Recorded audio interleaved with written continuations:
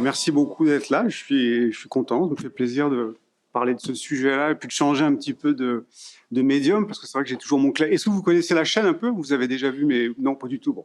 Alors pour ceux qui ne connaissent pas, d'habitude, je suis filmé face caméra en gros plan. J'ai un clavier et je fais des analyses thématiques, comme on l'a très bien expliqué. Et je me permets de temps en temps des petites saillies. Je fais des petits pas de côté où j'essaye un peu effectivement de relier. Comment dire, ce que je pressens, ce que j'analyse, et puis d'élargir un petit peu mes analyses, de comprendre ce qui se passe, quoi. Alors, je vous propose, je vais essayer de pas être trop long, de pas trop parler. J'aimerais bien qu'on puisse échanger, qu'on fasse un temps de questions-réponses, ce qui m'intéresse un petit peu, presque plus que ce que j'ai à vous dire. Je pense qu'on va faire j'ai quelques chiffres à vous donner, mais rapides. On va faire je vous propose un petit diagnostic un peu. Je vais vous donner mon expertise sur ce que moi je ressens. On va revenir sur ce qu'on a introduit. Techniquement, l'appauvrissement, et puis essayer de comprendre un petit peu comment est-ce que ça s'articule avec d'autres sujets, d'autres couches de la société, sans rentrer trop dans le détail, parce que je ne suis ni sociologue ni philosophe, mais ce sont des sujets qui m'intéressent et qu'on ne peut pas découpler de l'analyse musicale. C'est ça qui est intéressant. Quand on commence un petit peu à mettre le doigt dedans, c'est très difficile de découpler tout ça. On commence à tourner un petit peu autour du pot, mais si on ne va pas un peu dedans, on n'a pas la clé pour comprendre exactement ce qui se passe. Et puis à la fin, parce que tout ça est quand même assez triste. Je dois bien dire que j'essaie de garder le sourire dans mes analyses, mais à chaque fois, je sors un peu dépité de cet effondrement, de cet appauvrissement. Et puis, je suis père de famille, je pense aux enfants, je pense à tout ce qui arrive. Et avec l'IA, on pourra en parler un petit peu. L'avenir n'est pas très rose, quand même, en matière de culture. Alors, j'essaye quand même de rester positif et on va essayer un petit peu de proposer peut-être des solutions, où je pense qu'il y a une solution qui, à mon avis, je fais un petit teaser, qui est radicale. Voilà. Alors, qu'est-ce qu'on peut dire pour commencer? Je ne sais pas si vous avez vu cette étude sur une étude suédoise sur l'appauvrissement des paroles. Vous avez vu passer cette étude, non? Parce que moi, je vais vous parler de musique, mais il faut comprendre que tout ça, ça s'inscrit dans un cadre d'analyse qui est beaucoup plus large. C'est-à-dire que c'est pas moi, je n'ai pas une marotte comme ça à vouloir, je ne suis pas un effondriste. C'est-à-dire qu'il y a une tendance globale que quand on s'intéresse à la sociologie, il y a des choses qui se passent, à la société, à l'économie, et puis dans la musique, moi, je sens des choses. Bon. Et là, vous avez vous avez une étude suédoise qui est apparue et qui nous dit, en bref, une étude publiée donc c'est Scientific Reports, analyse l'évolution des paroles de 12 000 chansons. Vous m'entendez bien quand je veux, hein, 12 000 chansons de 1980 à 2020, et donc c'est 40 ans à peu près. Là, on parle du texte, ce que je ne fais quasiment jamais dans les vidéos, quoi, dans la chaîne. Venez, installez-vous. J'ai l'impression de faire un cours d'harmonie. On va avoir des retardataires. Allez-y, bonsoir. Alors, donc, cette analyse qui couvre des genres comme le rap, le rock, la pop, la country et le R&B. Donc, c'est quand même assez niché, mais bon, c'est pas non plus, on ne s'est pas arrêté sur un seul genre, quoi. Les résultats révèlent une baisse significative de la complexité lexicale, avec des chansons devenant plus répétitives, simples, et une diminution de l'usage d'expressions créatives. Oui. L'analyse montre également une augmentation de la colère dans les paroles, à travers tous les genres, reflétant les changements dans les normes, émotions et valeurs de la société. Bon, voici à peu près tout ce qu'il y a à dire. C'est 12 000 chansons réparties dans 5 genres musicaux qui ont été placées au peigne fin. Et en gros, la conclusion, c'est complexité et la créativité des chansons sont en chute libre depuis 1980. C'est pour ça que j'ai tiqué un peu quand on disait 90, parce que je pense que le marqueur, à mon avis, il correspond à autre chose. Mais voilà, en gros, 80, on sent qu'on prend la pente descendante. Ça, c'est le texte. Voilà. Maintenant, pour ce qui concerne la musique, il y a quelques jours, c'était le 21 juin. C'était la fête de la musique. Bon. J'ai failli faire une vidéo, d'ailleurs. Je voulais pas la faire au dernier moment, et puis je me suis dit, ça va faire beaucoup de vidéos déclinistes. Ça va surtout avoir une conférence où je vais beaucoup parler de ça. Pourquoi je parle de ça? Parce que ça fait des années, quand je vois passer la fête de la musique, je me dis, c'est quand même assez culotté de faire tout un foin, tout un pataquès autour de la culture et de la fête de la musique pour un pays qui, de mon point de vue, s'intéresse si peu à la culture et si peu à la culture des enfants. Je trouve que c'est triste, ce serait ironique si ce n'était pas presque dramatique. alors pareil, j'ai ressorti une étude, parce qu'on va me dire, je ne sors pas des choses comme ça de mon chapeau. Alors cette étude, elle est assez ancienne, parce que c'est l'INSEE qui avait commandé une étude, c'est le ministère de la Culture, il y avait Rachida Dati dans la rue il n'y a pas longtemps, qui avait commandé une étude à l'INSEE, donc c'est 2018. Mais on sait que ça n'a pas beaucoup changé, et on va dire, oui, mais la crise sanitaire, on sait que ça n'a pas fait grand-chose. Il y a eu un pic de consommation culturelle pendant le confinement, ils ont fait du yoga, ils ont fait un petit peu des tutos piano, ça n'a rien donné. Nous, on n'a pas vu de changement significatif dans les écoles, par exemple, moi j'enseigne. Ce qui a simplement changé, ce sont les modalités d'enseignement et de recrutement, c'est-à-dire que le distanciel s'est développé. D'accord ? Mais il n'y a pas eu, tout d'un coup, les gens n'ont pas eu une crise mystique pendant le Covid en se disant « mais bon sang, mais c'est ça, c'est la culture qui compte, ça y est, on arrête tout et on se met au piano et on va prendre des langues étrangères ». Non, ça a fait 3 mois, puis c'est retombé comme c'était avant. Alors, qu'en est-il? Pareil, ça c'est 2018, mais encore une fois, ça n'a pas changé. Qu'en est-il de la pratique amateur musicale? Ça, c'est intéressant. Je dis, est-ce que vous savez, par exemple, combien il y a de licenciés de chasse en France? Voilà, il y a 5 millions de licenciés. Voilà. Ce sont ceux qui ont un permis de chasse. Maintenant, la fédération de chasse elle-même nous dit que les actifs, c'est entre 1 million et 1,5 million. Vous voyez, donc on chute. Alors, le nombre de personnes qui pratiquent un instrument, on n'est pas sûr. J'ai vu des chiffres passer, c'est assez imprécis. Le dernier qui m'a semblé le plus intéressant, c'était 3 millions. Vous voyez ? Donc, il y a moins de licenciés, mais il y a plus de pratiquants que la chasse. Bon, donc, ça permet un peu de situer le niveau dans ce pays de la pratique musicale. Alors, qu'est-ce qu'elle nous dit cette étude, ce tableau? Ben, en gros, c'est-à-dire que la musique est l'activité la plus pratiquée au cours de la vie. En 2018, 33% des 15 ans ou plus ont déjà pratiqué le chant ou joué d'un instrument de musique au moins une fois dans leur vie. C'est vachement intéressant. C'est-à-dire que vous avez tous, sans doute, vous avez pris peut-être un cours, donc c'est formidable. On peut dire, ah, mais ils ont tous fait au moins un cours dans leur vie. Génial. Bon. Et il y a quand même un fond très honnête dans l'étude qui dit, mais c'est aussi l'une des activités dont l'érosion de la pratique est la plus forte au fil de l'avancée en âge. Vous êtes assis, c'est très bien. 2 tiers des personnes qui ont joué de la musique ou chanté au cours de leur vie ne le font plus en 2018. Et encore une fois, ça n'a pas changé. Donc, ils ont calculé le taux d'abandon, c'est 70%. Voilà. Ça, c'est pas moi. Enfin, moi, je vais parler de moi, de ce que j'ai analysé, mais voilà pour planter un petit peu le décor en matière de parole et en matière de pratique instrumentale. Donc, nous ne sommes pas, il ne faut pas se le cacher, c'est encore une fois, il faut faire un constat factuel, il faut nommer les choses, il faut dire les choses. Si on veut proposer des solutions, il faut faire un constat assez clinique, froid, dépassionné, il faut oser dire les choses. Pour finir avec cette histoire de fête de la musique, quand on voit tout ça, c'est pas se réjouir le 21 juin et faire cocorico, c'est génial, grâce à Jack Lang, on fait des choses formidables, non, ne me lancez pas sur Jack Lang. Non, en fait, on a envie de dire, la France qui fait la fête de la culture, c'est comme un SDF qui fait la fête du patrimoine, vous voyez, c'est un peu, ou un anorexique qui fait la fête de la gastronomie. Ça, c'est aussi débile, quoi. On ne se demande pas ce qui se passe. Le niveau musical en France n'est pas bon, moi je le vois, le taux de pratique est assez faible, et il y a plein d'explications, je pense, on va rentrer dedans, mais déjà le constat il est le suivant. Ça c'est pour les pratiques. Là je parle aussi en tant qu'enseignant, c'est-à-dire que moi j'ai la chance d'avoir des jeunes et des moins jeunes qui sont passionnés, mais c'est une niche. Et on n'a pas de grand élan populaire de pratique artistique. Alors ce que j'ai dit là, moi je vais parler que de musique, j'essaye de mettre un maximum de garde-fous parce que je ne veux pas déborder sur le théâtre, je ne veux pas déborder sur la culture. La photo, on va me dire, mais la photo c'est génial, forcément. Il y a les smartphones, il y a tout ça, mais qu'en est-il de la pratique réelle? Je laisse ça aux photographes qui viendront vous voir peut-être un jour.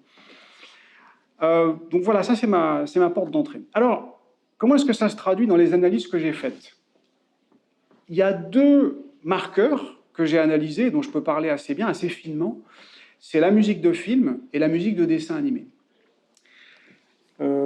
Donc j'ai fait la vidéo qui a fait connaître un petit peu la chaîne, j'ai fait une longue analyse thématique et synoptique sur les génériques de James Bond.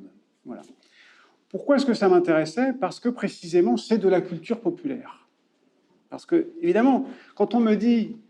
Quand je parle un petit peu de ce déclin de la musique, sur mon ressenti qui est quand même assez triste, on me dit mais n'importe quoi, il n'y a jamais eu autant de musique, il n'y a jamais eu autant de musiciens, il n'y a jamais eu autant de consommation. Mais La médiocrité, il y en a toujours eu. Et de la qualité, il y en a toujours eu.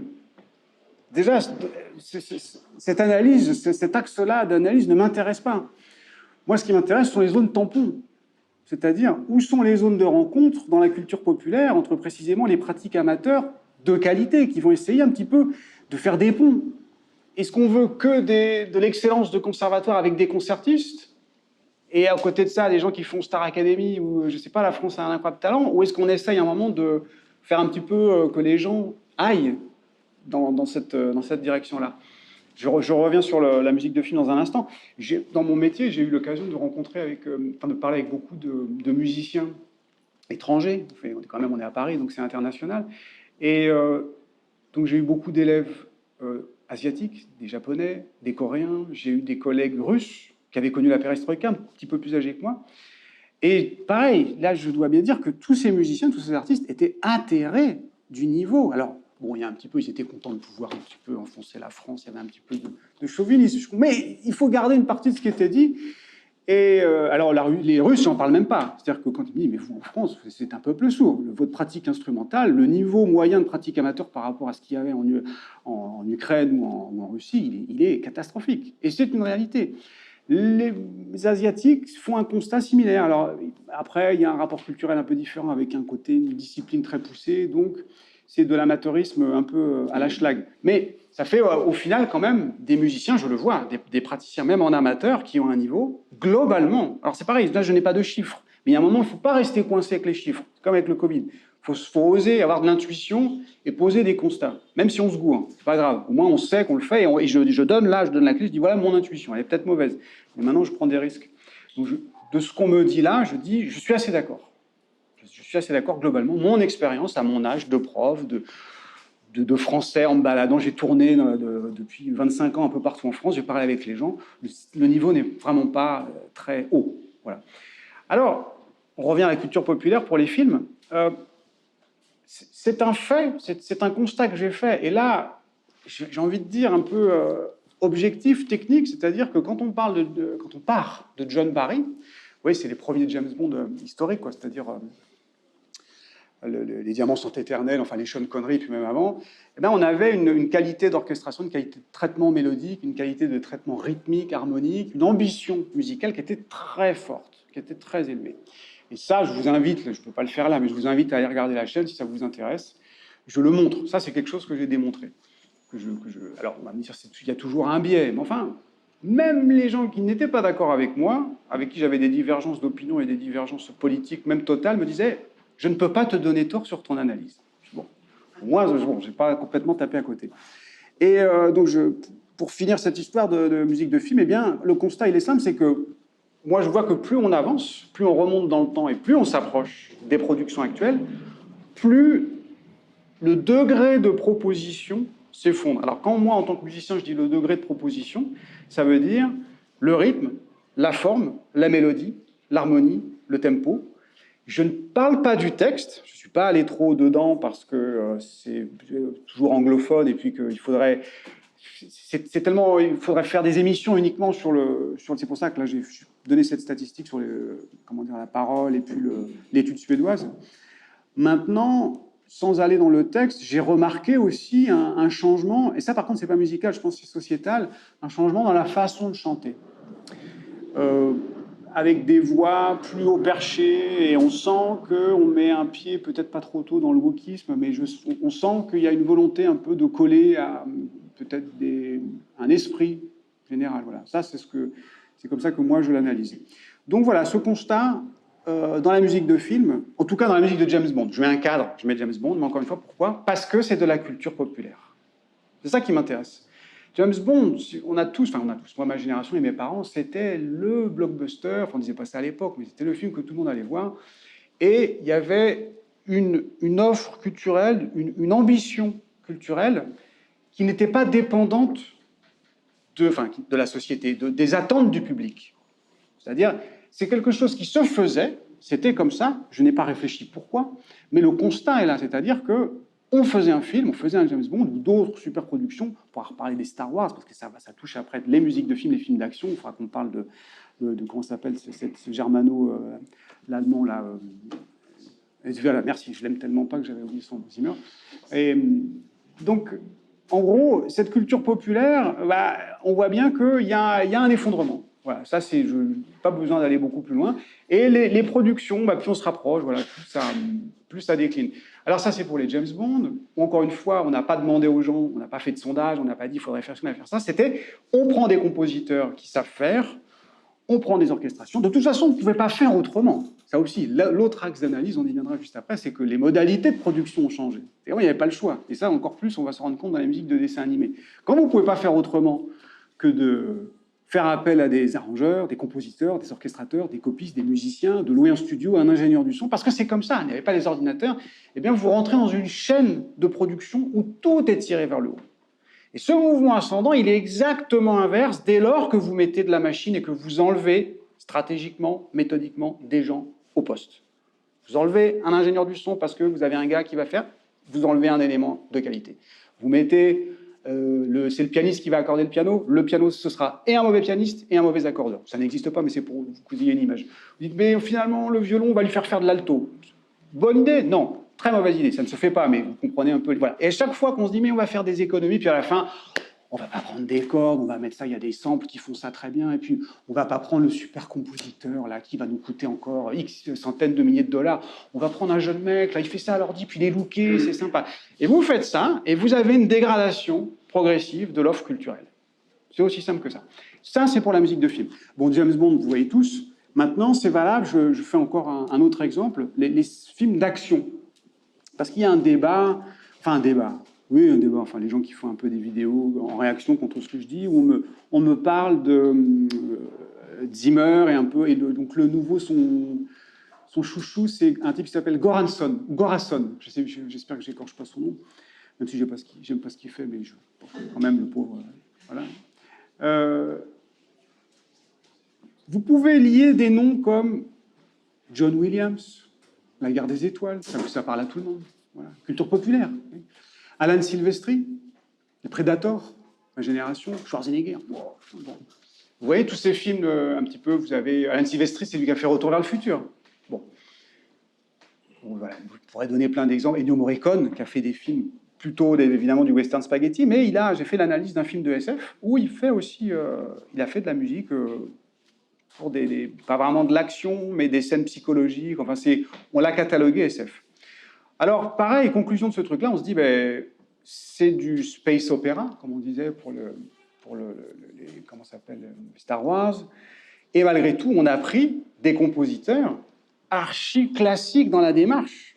Et là, on reparle de tout le processus que je viens d'évoquer sur la façon de produire ces musiques, depuis la conception, la composition jusqu'à la diffusion dans les salles. Tout ça respectait une certaine chaîne.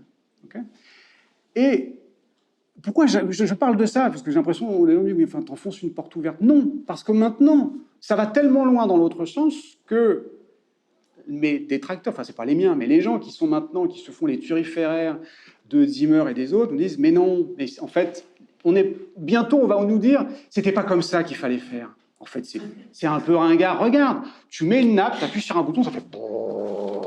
Et là, le mec, quand il arrive, wow, c'est génial, parce que tout d'un coup, tu sens qu'il arrive.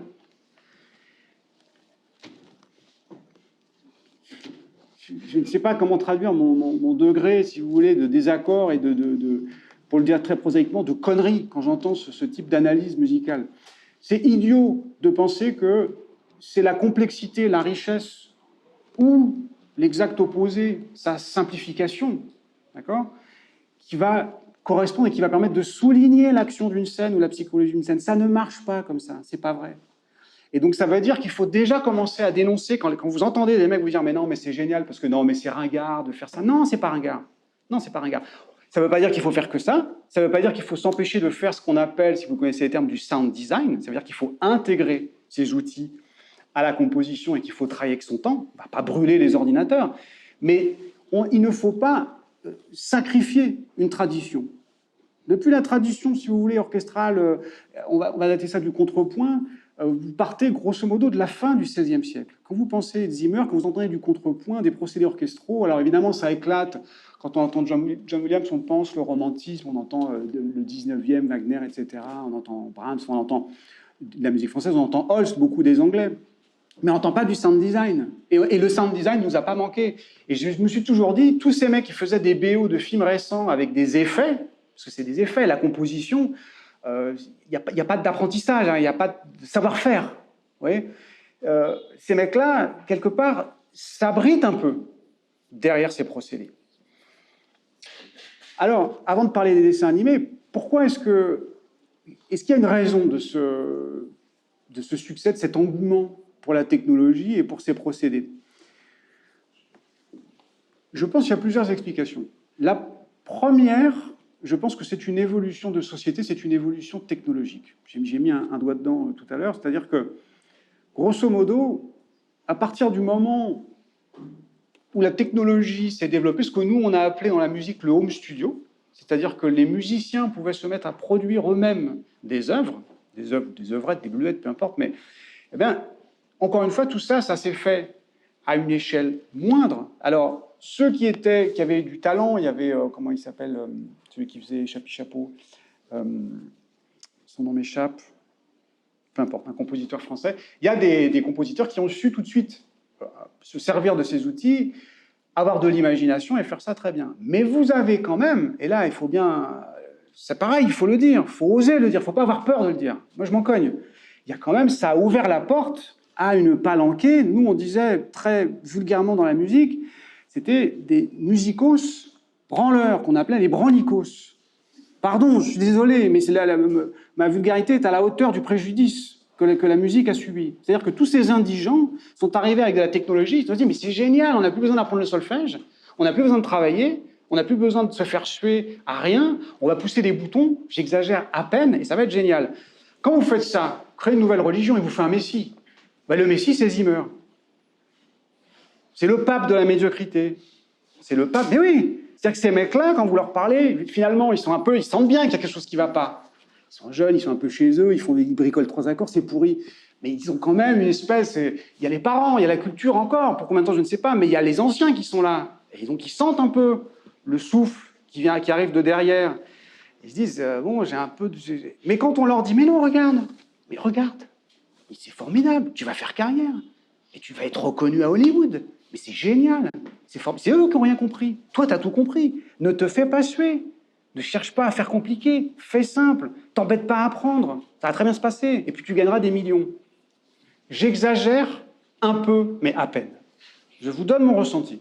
Et parce que ça aussi, c'est quelque chose que je vois dans j'ai aussi la casquette du prof. Alors moi, je suis protégé parce qu'à la Bill Evans, on n'a que des élèves brillants qui sont motivés et qui sont encore dans cette tradition d'apprentissage. Mais vous avez, quand vous regardez un petit peu, j'ai pas la télé, mais les quelques reportages, je parle un peu autour de moi, les gamins qui veulent apprendre la guitare, c'est une catastrophe. C'est une course un peu à la facilité.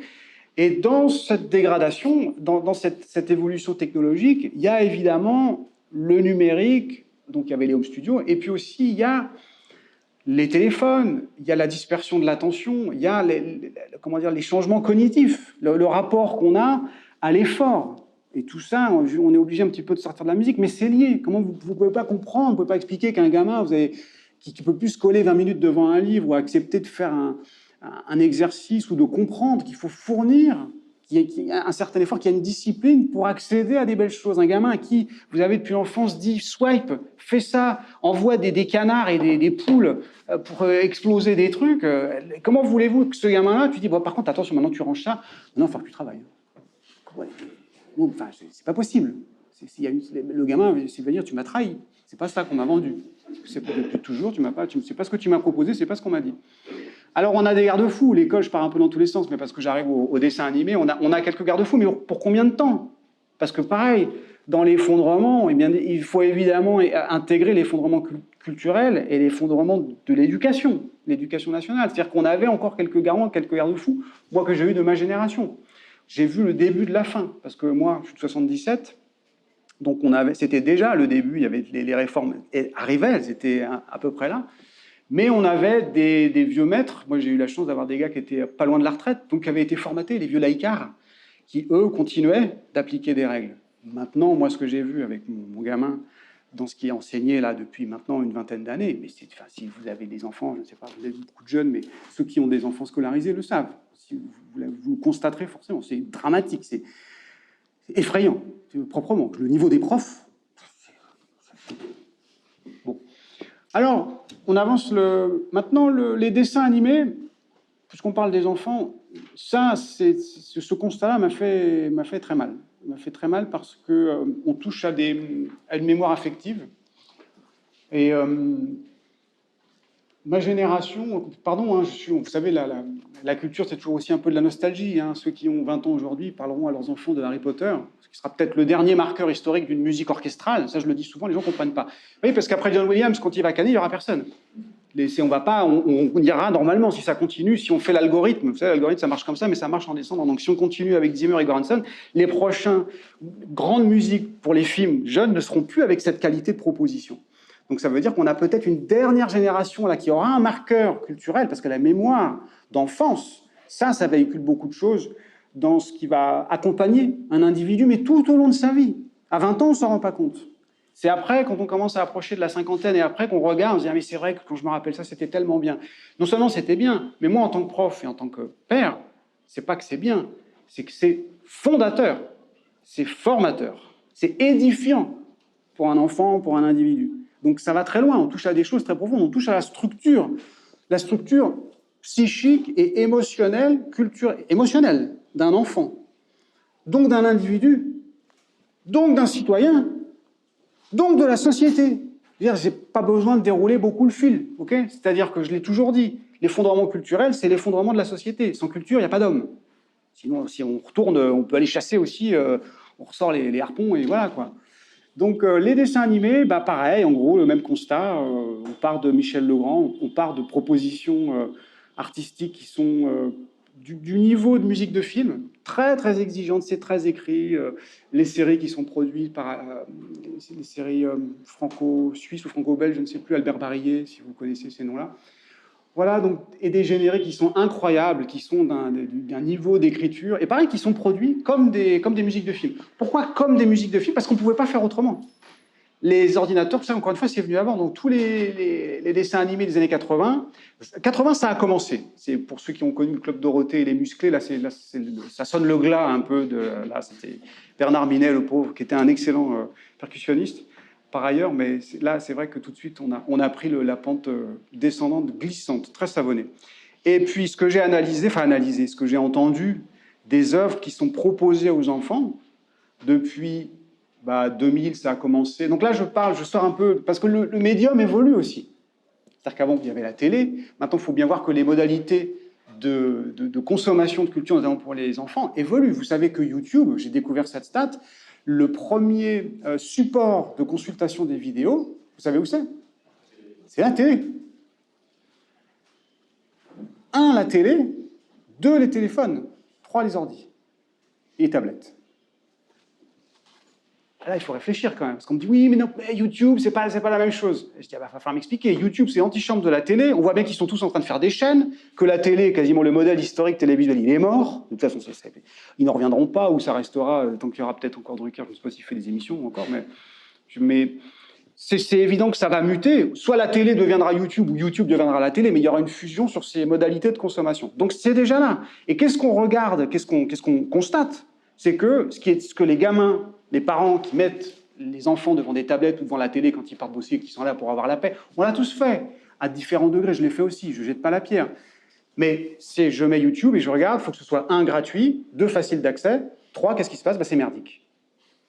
Vous avez les titounis, les titounazes, vous avez des espèces mais c'est calamiteux, ce que j'ai entendu, c'est criminel. Ces mecs-là, il faut les pendre.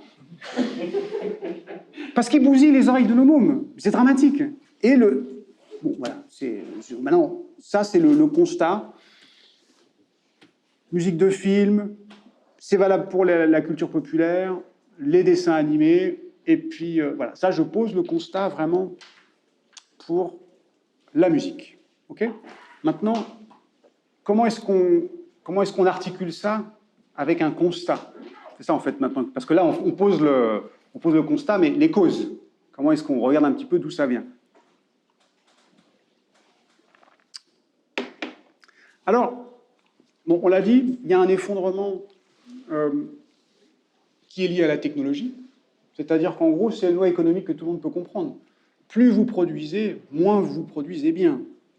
Je pense qu'il n'y a pas besoin d'avoir fait 10 ans d'études de commerce ou d'être agrégé d'économie pour comprendre ça. C'est une loi. On a très peu d'exemples de production de qualité, de masse. C'est normal. C'est la différence qu'il y a entre l'artisanat et l'industrie. La Sagrada Familia, c'est pas un Algeco. Vous voyez ce que je veux dire? C'est normal. Ça n'a pas le même usage, ça n'a pas la même vocation, ça ne coûte pas la même chose, c'est pas fait de la même façon. Bon, plus vous produisez, plus forcément il y aura une baisse de qualité. Ça, c'est une première chose. La technologie, on l'a dit. Maintenant, qu'est-ce qui s'est passé d'autre? Qu'est-ce qui s'est passé à la fin des années 70, début des années 80? Donc oui, il y a une mutation technologique. Mais, je ne sais pas, il n'y a pas une autre mutation. Il n'y a pas une mutation de marché, un peu, par exemple, au début des années 80. C'est pour ça que je remontais un petit peu plus tôt. Ça vous dit quelque chose, le tournant de la rigueur, 83, le TINA, vous savez, There is no alternative. Reagan, Thatcher, ce qu'on a appelé un peu les marqueurs au début des années 80 de néolibéralisme ou de l'ultralibéralisme, que les économistes n'aiment pas ces termes-là parce que c'est mal résumé et puis c'est mal dit parce que la réalité est très complexe. Mais encore une fois, il faut simplifier. Si on se refuse à un moment à poser des constats et à oser nommer simplement les choses, on ne peut pas tirer des conclusions. Donc il y a une mutation économique et sociétale, tout ça, ça s'articule, et technologique. Alors, qui entraîne quoi? Quels sont les degrés? Comment est-ce que c'est hiérarchisé? J'ai envie de dire, ça, c'est pas mon expertise, c'est pas mon taf. Mais ce qu'on voit, c'est que, outre l'accès à la technologie, la numérisation, l'Internet, et puis l'IA, on pourra en reparler, plus on a laissé l'État se désengager, ou pas. Pourquoi je dis ou pas? Parce que vous allez voir que je suis encore en questionnement et je vais vous livrer mes doutes là où j'en arrive aujourd'hui. Plus on a laissé l'État se désengager, et plus il semble qu'on ait laissé le marché, donc le marché, le capitalisme de marché, quoi, c'est-à-dire vraiment les boîtes prendre en main la culture, plus on constate, globalement, je ne sais pas si on a le droit de l'articuler, mais c'est corrélé. Comme disaient les statisticiens, c'est peut-être pas causé, mais c'est corrélé. On voit qu'il y a un effondrement. Alors, ça paraît pas choquant quand on connaît un peu le fonctionnement. C'est pas aberrant que quelqu'un à qui on dit, bah voilà, écoute, tu as une boîte, tu vendais quoi? Tu vendais des salades? Ah non, tu vendais des patates? Bah tu vas vendre de la musique maintenant. Ah, super. Ça, je sais faire. Alors, c'est pas compliqué. Je vais te faire des promos, je vais te faire des soldes. Mais non, mais c'est pas comme ça que ça marche, la culture. Ah non, attends, moi je vais te vendre ça, t'inquiète pas, ça va bien se passer. C'est exactement ce qui se passe. On a abandonné, si vous voulez, le marché de la culture à des gens qui ne voulaient pas tirer la culture vers le haut ou faire de la promotion culturelle ou faire émerger des artistes ou de la jeunesse ou faire de la diversité. C'est des gens qui voulaient gagner de l'argent. Il y a un livre d'André Comte-Sponville qui s'appelle « Le capitalisme est-il moral ?» C'est un livre très court. Et la conclusion est très intéressante. Il dit « Le capitalisme, il n'est pas moral ou immoral, il est amoral. » Il n'y a pas de morale dans le capitalisme. Une entreprise, c'est fait pour gagner de l'argent. On est tous, voilà, je ne vais pas enfoncer une porte ouverte, je m'arrête là. Donc pourquoi je dis ça? Mais à partir du moment où vous ne laissez pas de garde-fou, il n'y a pas de contre-pouvoir culturel, même de contre-pouvoir économique, vous laissez le marché dicter, dire, bah nous, voilà, tout ce qu'on veut, c'est simplement gagner de l'argent. Bah, vous irez vers la flatterie, vous irez vers le populisme culturel, vous irez vers la médiocrité, parce que c'est ce qui rapporte. Encore une fois, j'ai l'impression que tout ce que je dis est frappé au coin du bon sens. Mais il faut le dire, il faut le redire, il faut le défendre. Il faut oser l'affirmer, parce que même ça, j'ai l'impression que quand on dit des évidences comme ça, mais il y a encore des gens qui disent mais non, c'est plus compliqué que ça, c'est pas vraiment. Je dis, ah bon, d'accord. Une entreprise doit gagner de l'argent, donner de la culture à une entreprise. Si elle n'a pas de contre-pouvoir, si elle n'a pas au sein, ça peut être une contradiction interne, mais c'est très rare. Nous, par exemple, dans les majors et dans les labels, on a vu ça aussi à partir des années 80. Vous aviez ce qu'on appelait des directeurs artistiques. Et en général, ces gars-là, si vous voulez, dans ces boîtes-là, avaient pour mission de faire le tri. C'était des esthètes, souvent c'était des musiciens, et ils avaient une bonne feuille, ils avaient du flair, et ils étaient capables de discriminer entre des groupes qui étaient peut-être prometteurs, des bons artistes, des gens qu'il fallait couver, incuber, on dit maintenant, c'est la mode dans les startups, les incubateurs. Mais bon, il y avait, en se disant, voilà, bon, on va miser sur des artistes qui vont nous rapporter beaucoup, même si c'est pas très ce qu'on préfère faire, et puis on va quand même garder un budget pour faire émerger des artistes plus petits. Ça, depuis l'émergence des réseaux type Spotify où les artistes ont dû se prendre par la main, c'est terminé. Quand vous allez voir un producteur, ce qui se fait quasiment plus maintenant, c'est uniquement pour des distributions, les modalités de sortie d'albums ont complètement changé. Le gars vous demande pas qu'est-ce que tu fais comme style ou fais-moi écouter. La première question, c'était t'as combien de followers? Mais oui. Oui, les mecs se sont dédouanés de ça. Ce qu'ils veulent, c'est combien est-ce que tu vas me rapporter, moi, toi, tu as une fanbase, tu as une base de fans, tu as combien de dizaines de milliers, ou moi déjà, je veux que le job soit fait, toi tu fais. Et puis moi, peut-être après, je mettrai mon réseau de distribution qui reste, lui, par contre, ça, il y a une empreinte comme dans la littérature et avec les réseaux de libraires, il y a un maillage du territoire qui est encore très fort, il y a une empreinte culturelle. Mais par contre, pour ce qui concerne la promotion initiale de la culture, ça c'est terminé, les artistes doivent se prendre par la main. Alors voilà, on se dit c'est concomitant un peu avec cette mutation du marché, et je dis, et j'en arrive maintenant, est-ce que je peux parler encore un peu, puisque le temps passe vite, 54, ah oui, bon allez, j'aborde une dernière partie, je vous livre un peu les questions que j'ai maintenant, parce que finalement, ça y est, on a posé le constat, je pense que ça s'appauvrit, on s'est daté, on sait le où, on sait le quand, on sait le quoi, on sait le comment. Voilà. Maintenant, est-ce qu'il y a des solutions?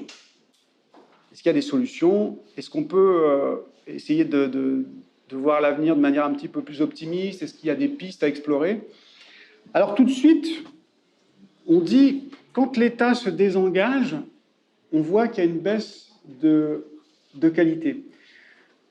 Alors, ça, c'est problématique parce que cet argument, il est à double tranchant. C'est-à-dire que, est-ce que c'est parce que on ne pouvait pas faire autrement, que la musique était ce qu'elle était, et tout ce qu'on vient de dire en première partie, c'est pour ça que ça s'est fait de cette façon-là, ou est-ce que vraiment l'État était derrière, avec son bâton de gendarme, en disant, attention, hein, vous nous faites de la qualité, parce que sinon, vous serez, je ne sais pas, sanctionné, ou on va s'en mêler. On a un ministère de la culture avec un cas, et si vous marchez sur la ligne rouge, on va vous punir. Je ne sais pas, je n'ai pas connu ces années-là. Là, je ne peux pas parler de l'esprit de l'ère du temps, mais je pense que ça revient, ce sera ma conclusion sur autre chose que juste précisément quelque chose qu'on ne peut pas identifier d'un point de vue du politique, qui est plus profond que ça. Alors je me pose la question, souvent, la chaîne et mes analyses m'amènent à parler avec beaucoup d'amis. J'ai des élèves qui sont économistes, je lis beaucoup et je suis en quête encore. Et ma question principale, ce qui me hante aujourd'hui, c'est de me dire où est-ce qu'on doit mettre le curseur par rapport aux limites du marché. Ce sont des questions qu'on a beaucoup en matière économique, c'est-à-dire qu'on sait qu'il n'y a jamais eu autant de différence, de gap entre les revenus les plus élevés et les revenus les plus pauvres. Vous savez que dans l'histoire de l'humanité, on n'a jamais vu ça. Donc maintenant, on dit ça, oui, bon, c'est comme ça, sauf que ça pose quand même ça pose des questions du point de vue du rapport entre les gens qui, quand même, qui me semble assez ahurissant, quoi. Alors ça, c'est une donnée qu'on a mise comme ça il y a déjà 30 ans, l'écart continue de se creuser, il s'est encore amplifié pendant le Covid, mais bon, ça y est, c'est acquis, c'est comme ça, oui, bon, il y a des gens très riches, il y aura des gens très pauvres, ma foi. Bon, moi, ce qui m'intéresse, c'est que la culture, c'est pareil. Il y a un élitisme culturel qui continue, il y aura toujours des petits génies, des familles aisées, des C++++, qui mettront leurs gamins dans les conservatoires, dans les bonnes écoles, hein, AOC, joueuse de tennis, là. Il y aura des gens qui auront l'élitisme pour eux, ce sera les professeurs privés, ce sera les cours de soutien, l'école se casse la gueule, c'est pas grave, nous on paiera ce qu'il faut payer, et puis vous aurez à côté de ça ce qu'il y a toujours eu, c'est-à-dire c'est ce qu'on disait, la culture de masse populaire, qui quand même était un petit peu, se maintenait à flot jusque dans les années 80, c'est l'exemple que je donnais tout à l'heure, moi, sur la grammaire, sur le français, sur l'exigence quand même, un petit peu. Bon, ça y est, le bateau a pris l'eau, là, si on continue comme ça, je ne parle même pas de ce qui arrive, là, du point de vue de la politique, mais les échéances immédiates, mais si on fait l'algorithme, si on reproduit, hein, blanc, noir, c'est un algorithme, hein, c'est très con. Quand on vous dit l'IA, c'est un machin qui fait, il a fait blanc, blanc, noir, ah bah je fais blanc, blanc, noir, voilà, il nous fait des tubes comme ça, hein. Il a pris une chanson, il a fait des 0 et des 1, et il vous reproduit, hein, c'est génial. Donc, ça prend l'eau. Alors, ma question, c'est, est-ce qu'on demande à l'État, est-ce qu'on mandate l'État pour intervenir? C'est une question. est-ce qu'on décide que ça va trop loin et qu'il faut mettre des freins au marché? Et notamment, peut-être ce qui me hante le plus, parce que ça, je trouve que c'est ce qu'il y a de plus sacré, de plus sacrilège, c'est est-ce qu'on touche aux enfants ou pas? Voilà. Ça, c'est quelque chose... Dans quel...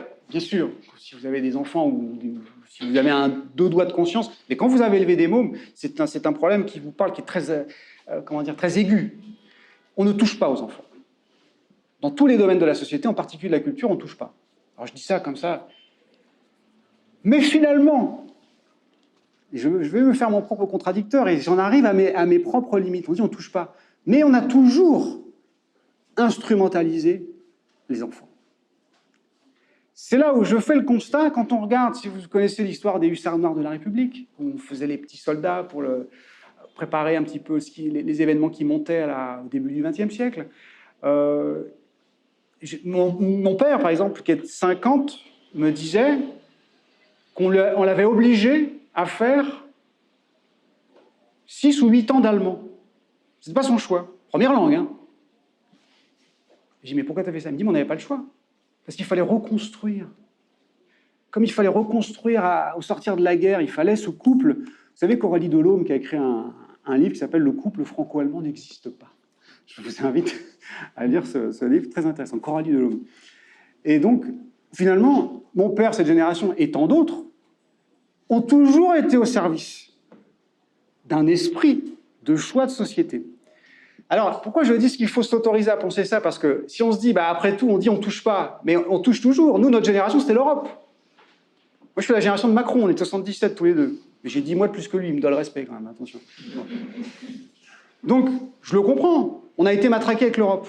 Notre génération, si vous avez été scolarisé fin 70, début 80, c'était ça. Il y a eu le bicentenaire en 89 de la Révolution, et puis tout de suite, c'était la reconstruction, l'Europe, l'Europe, l'Europe. Il fallait complètement lobotomiser les mômes. J'ai été lobotomisé. Tous les gamins de notre génération, c'est très très compliqué. Il faut faire un gros travail de déconstruction, de réapprendre, de s'autoriser à avoir des lectures sulfureuses, de faire des pas de côté, de se dire, ouais, c'est comme de la déprogrammation de secte. C'est très compliqué de dire à quelqu'un qui est embrigadé, tu dis, mais non, il faut sortir la personne, qu'elle puisse prendre du recul, réfléchir, et puis à un moment dire, mais bon sang, oui, effectivement, il y a quelque chose qui ne va pas là. Ça demande du temps, de la patience, il faut aider les gens, il faut les encourager. C'est pour ça que ma première action, c'est pas de taper sur les gens qui ne comprennent pas ou de les engueuler. Je le fais moi, de manière virtuelle, par le biais des vidéos que je fais, mais mon but, c'est pas de leur jeter la pierre, c'est plutôt d'essayer de dénoncer, de montrer, d'avoir espoir que ces gens, s'il y a un fond de lucidité, surtout pour les enfants qui se disent, bon sang, mais il a peut-être pas tort, quand ils jouent, je vois bien que ça sonne pas pareil. Je dis, mais oui, alors essaye de comprendre pourquoi. C'est ça, en fait. Donc, je me dis, mais finalement, on dit l'État, est-ce qu'il doit s'en mêler ou pas? Alors, vous savez, quand vous lisez Smith, vous savez, les grands-pères comment dire, historique de les théories économiques, la main invisible du marché, Adams, tout ça. Enfin, en gros, vous avez une grande marotte chez les économistes qui est l'État ne doit surtout pas s'en mêler. C'est un peu ce dont rêvent tous les gars un petit peu qui voudraient encore plus débrider le marché. C'est non, l'État doit surtout pas intervenir. On est trop matraqué, on est trop ceci, on est trop cela. L'État doit juste être là comme un gendarme. Vous savez, c'est un peu. Je résume, hein, c'est plus compliqué. Puis je ne suis pas fondé, j'ai pas assez d'expertise là-dedans, mais bon, on comprend qu'en gros, il y a une voie économique qui dit, voilà, il faut surtout pas que l'État s'en mêle. C'est juste là, s'il y a quelqu'un qui déborde, on fait de la justice, on équilibre, il faut que ce soit ce qu'on appelle la concurrence libre et non faussée. Et maintenant, à l'échelon européen. Ah, d'accord, mais mort de rire.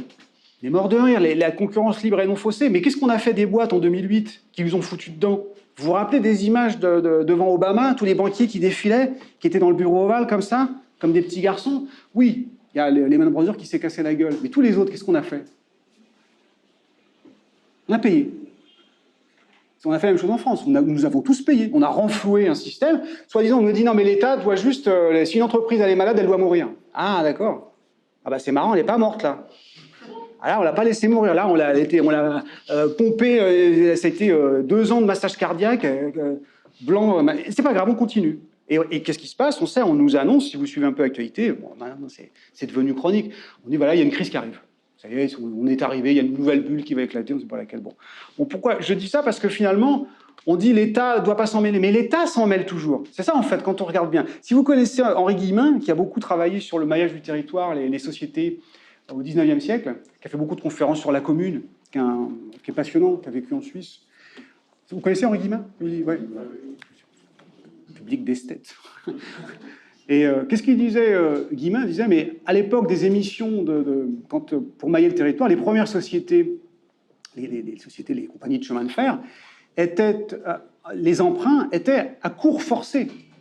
C'est-à-dire, de la même façon, on n'a pas dit, bon, bah, on va un petit peu aider, on va voir ce qui fonctionne, on le laisse vivre, ce qui ne fonctionne pas, on le laisse mourir. Non. Si vous avez une collusion entre des journalistes, des entrepreneurs, des gens qu'on met au pouvoir et qu'on dit ça, on a décidé que ça marchera, oui, mais si ça se casse la gueule, c'est pas grave, on paiera. Elle est où la concurrence libre et non faussée, là? Oui, je ne rentre pas dans le détail économique. Je veux dire, où est l'esprit de dire on ne va pas s'en mêler? C'est pas vrai, on s'en mêle toujours. Donc, maintenant, ça m'amène à ma conclusion ultime. Si, après tout, on a toujours instrumentalisé les enfants, l'Europe, l'Allemagne, les hussards noirs de la République, et maintenant, quoi? Je me permets de mettre les deux pieds dedans. Le wokisme. Je suis désolé. J'écoutais une émission, là, je ne sais pas si c'est sur France Culture ou sur X que j'ai vu ça. Nicole Belloubet, oui, ministre, n'est-ce pas?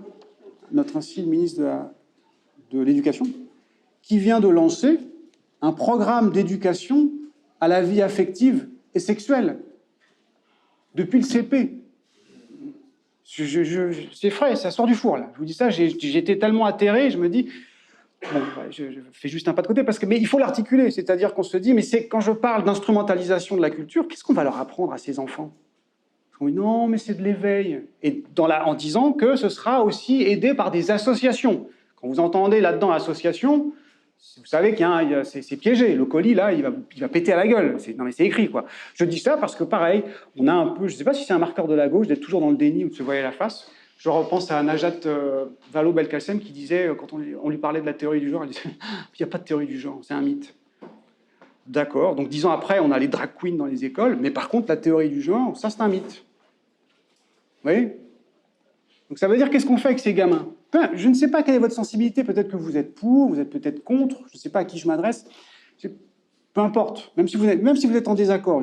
Parce que souvent, j'ai en face de moi des gens qui sont à la gauche de la gauche du gauchisme, quoi, si vous voulez, qui me disent « Ah, je ne suis pas d'accord avec toi ». C'est pas grave, il faut qu'on puisse discuter. Moi, le constat que je pose, qu'on soit d'accord ou pas d'accord, c'est que ces gamins-là seront l'instrument d'une propagande d'État. On parlait de la fête de la musique, peu de temps avant, il y avait l'Eurovision.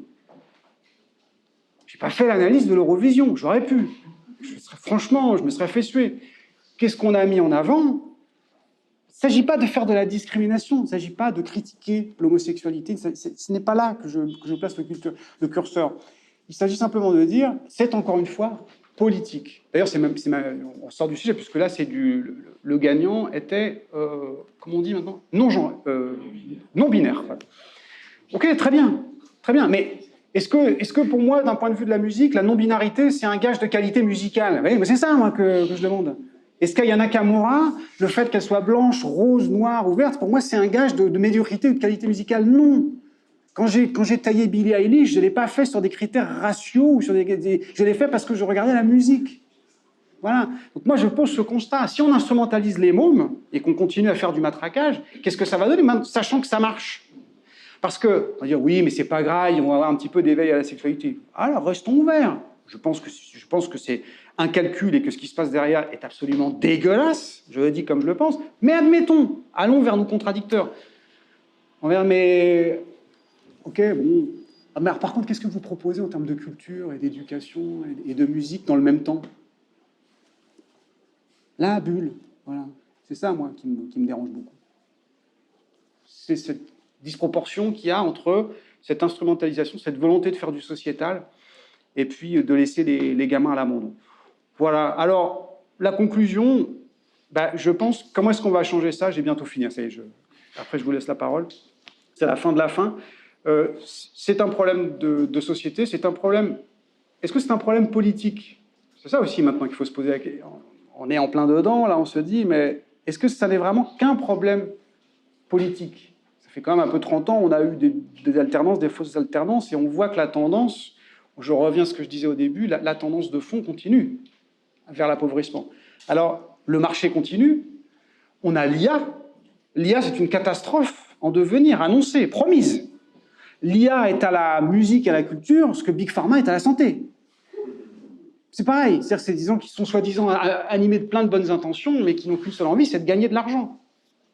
Quand vous entendez intelligence artificielle, pensez à intelligence économique.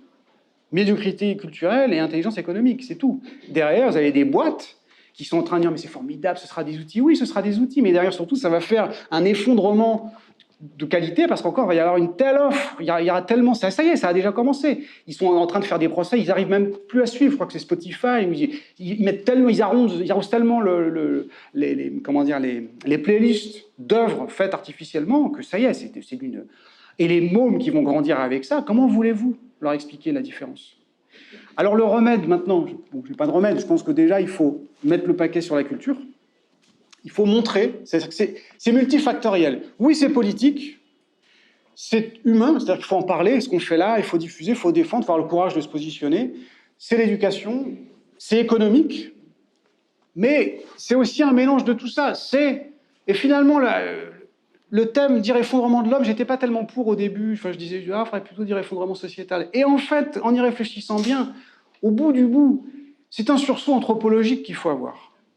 Ce n'est pas simplement un sursaut politique ou de société, parce que c'est beaucoup plus profond que ça. C'est qu'est-ce qu'on veut pour l'homme, pour la culture, pour nos enfants? Est-ce qu'on sacrifie la culture et on fait de l'intelligence artificielle? Et ça veut dire que on aura le même rapport à la construction qu'on a avec les cathédrales. On voit ça avec une espèce de miracle du passé. On se dit, mais bon sang, mais comment ils ont fait? Les pyramides, c'est formidable. Mais si on continue, nos enfants, dans 300-400 ans, ils écouteront John Williams et ils se diront, mais comment ils faisaient pour écrire une symphonie? On ne sait plus faire ça, non, on ne sait plus. Hein. On n'a plus des profs, on n'a plus des pianos, on n'a plus des studios, on a des ordis. Bon, c'est différent, mais c'était une autre époque. Mais faisons de la prospective. On pourrait imaginer que nos enfants disent ça de l'écriture. Ça paraît complètement... C'est un viol de conscience, c'est un viol musical, mais pourquoi pas? Si on avait dit aux architectes, si aux bâtisseurs de cathédrales, tu sais, dans 600 ans, dans 800 ans, tu sais, on ne construira plus comme ça, les gens, ils vivront dans des trucs, ce sera en carton et tout. Mais regardez, mais t'es baisé ou quoi? C'est pas possible. Voilà ce qu'on a répondu, c'est pas possible, on peut pas se projeter, on peut pas excéder ses propres limitations. Vous voyez ce que je veux dire? Donc, ce qui veut dire, le bout du bout, c'est qu'il faut s'unir. Ça aussi, je pense, je me méfie toujours un petit peu du syndrome Pierre Rabhi des colibris. Vous voyez? C'est-à-dire, attention, c'est très bien, c'est-à-dire que chacun doit faire à son niveau et proposer. Vous connaissez Pierre Rabhi, les colibris, vous savez, c'est-à-dire chacun, qu'est-ce que tu fais? C'est le petit colibri, c'est la parabole de l'oiseau. On lui dit, mais qu'est-ce que tu fais pour éteindre l'incendie? Puis il y a une toute petite goutte d'eau, il dit, mais je fais ce que je peux. Et on pose ça comme modèle de résistance et de résilience au désordre. Il y avait un article dans le Monde Diplo où la conclusion était assez intéressante, où le gars, c'était un jeune journaliste, il s'était fait pourrir d'ailleurs. Il avait dit, votre truc, c'est bien, et c'est bien d'en parler, et Pierre Rabhi, c'est super, mais le problème, c'est que sans consensus politique et sans mouvement de fond, vous ne ferez rien. Vous pouvez cultiver 3 carottes en vous disant « moi, je fais du bio, hein, attention », mais si vous avez autour, si la société permet d'arroser les champs qui jouxtent de merde, ça passera par capillarité. Donc les colibris, là, si vous voulez, c'est autant pisser dans un violon. Oui, c'est ça.